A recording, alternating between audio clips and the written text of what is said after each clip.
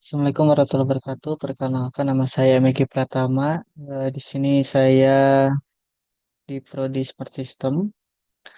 Saya di sini akan menjelaskan tentang metodologi yang akan saya gunakan pada pengembangan framework peningkatan kualitas kode dengan integrasi refactoring, analisis source code, dan manajemen technical debt untuk mengurangi kode smells.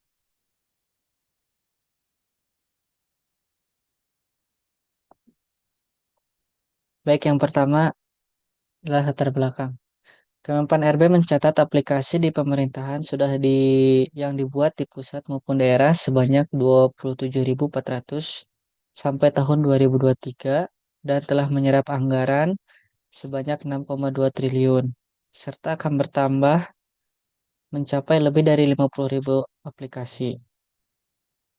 Dengan jumlah yang banyak dan berasal dari vendor yang berbeda ak- akan mengakibatkan kompleksitas dalam pemeliharaan meningkat.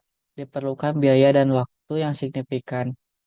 Setiap aplikasi yang dikembangkan mungkin memiliki standar, arsitektur, dan teknologi yang berbeda, sehingga menyulitkan integrasi dan kolaborasi antar sistem. Hal ini berpotensi menyebabkan peningkatan biaya dan waktu yang signifikan untuk pemeliharaan, serta resiko terjadinya kesalahan yang dapat mempengaruhi kualitas pelayanan publik. Keberadaan kode SMEL adalah indikasi adanya masalah pada source code. Hal ini dapat memperburuk situasi ini. Kode SMEL seringkali muncul akibat pengkodean atau praktik pengkodean yang buruk dan dapat menyebabkan kesulitan dalam pemeliharaan. Oleh karena itu, penting untuk mengembangkan sebuah framework yang dapat membantu mengidentifikasi dan mengatasi kode SMEL serta meningkatkan kualitas kode secara keseluruhan. Rumusan masalah. Permasalahan kualitas yang menjadi fokus adalah bagaimana cara mengurangi kode SMEL yang mempengaruhi kualitas kode. Sehingga rumusan masalah pada penelitian ini adalah bagaimana mengintegrasikan teknik refactoring, analisis source code, dan manajemen technical debt untuk mengurangi kode SMEL. Tujuan dari penelitian ini yaitu satu, mengidentifikasi jenis-jenis kode SMEL yang sering muncul dalam source code. Kedua, mengembangkan framework yang mengintegrasikan refactoring, analisis source code, dan manajemen technical debt. Tiga, mengevaluasi efektivitas framework dalam mengurangi kode SMEL dan meningkatkan kualitas kode. Beberapa batasan masalah yang ada di penelitian ini yaitu adalah satu, penelitian akan fokus pada kode SMEL tertentu seperti duplicate code atau kode yang diulang di berbagai tempat dalam source code, long method atau metode atau fungsi yang terlalu panjang dan kompleks, dan dead code adalah kode yang tidak digunakan atau tidak pernah dieksekusi dalam aplikasi. Kedua, penelitian tidak mencangkup aspek lain dari kualitas perangkat lunak selain maintainability yang dipengaruhi oleh pengurangan kode SMEL. Tiga, implementasi framework ini hanya akan diuji dalam lingkungan pengembangan atau simulasi. Hal ini dilakukan untuk menghindari variabel eksternal yang dapat mempengaruhi hasil evaluasi. Empat, penelitian ini akan melibatkan pengembangan perangkat lunak internal, tidak dengan pihak ketiga. Dengan demikian, hasil penelitian akan lebih relevan bagi konteks organisasi yang akan menjadi studi kasus. Karena pengembangan internal lebih memahami kebutuhan dan tantangan spesifik yang akan dihadapi. Metodologi dan metode dalam pengembangan framework ini, yaitu di sini menggunakan Design Science Research Methodology atau disingkat DSRM. Di sini menggunakan DSRM bertujuan untuk meningkatkan kualitas kode dengan mengintegrasikan refactoring, analisis source code, dan manajemen technical debt. DSRM sendiri memiliki 6 langkah yang terdiri dari Problem Identification and Motivation, Define Object and Solution, Design and Development, Demonstration, Evaluation, dan Communication. Di sini kita akan menjelaskan satu persatu langkah yang ada di metodologi ini. beserta metode pendukungnya. Baik, yang pertama adalah problem identifikasi dan motivation.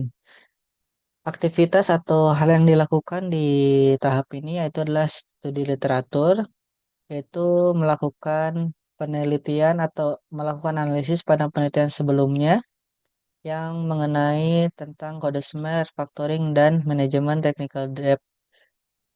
Ini akan menghasilkan sebuah SLR atau Systematic Literature Review yang menjadi eh, tempat analisis gap yang akan diperbaharui atau yang akan dijadikan penelitian. Kemudian melakukan wawancara.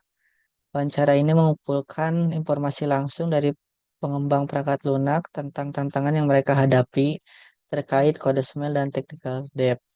Selain itu, melakukan studi kasus, yaitu adalah menganalisis proyek perangkat lunak open source atau proyek industri untuk mengidentifikasi kode smell dan dampaknya pada kualitas kode. Langkah yang kedua adalah define object and solution.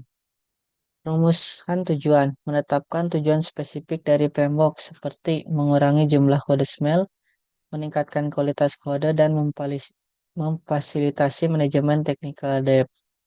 Identifikasi persyaratan, menentukan fitur dan fungsional yang harus dimiliki oleh framework seperti integrasi dengan alat analisis kode, rekomendasi refactoring otomatis, dan pelaporan technical debt. Metode pendukungnya yaitu adalah analisis kebutuhan menggunakan use case diagram untuk mendokumentasikan kebutuhan. Tahap selanjutnya itulah design and development. Aktivitas yang akan dilakukan pada tahap ini yaitu adalah arsitektur framework, yaitu adalah merancang arsitektur framework yang mencakup modul untuk analisis source code, refactoring, dan manajemen technical debt. Kemudian melakukan pengembangan prototype. Membangun prototype awal dari framework yang akan diuji dalam konteks nyata. Metode yang menjadi pendukung pada tahap ini adalah menggunakan Unified Modeling Language atau UML untuk memvisualisasikan komponen-komponen dalam framework termasuk diagram kelas ataupun diagram urutan atau sequence diagram. Tahap selanjutnya adalah demonstration. Demonstrasi dilakukan untuk menunjukkan bagaimana framework dapat diterapkan melalui studi kasus ataupun contoh implementasi. Aktivitas yang dilakukan pada tahap ini yaitu satu, mengintegrasikan framework ke dalam proyek.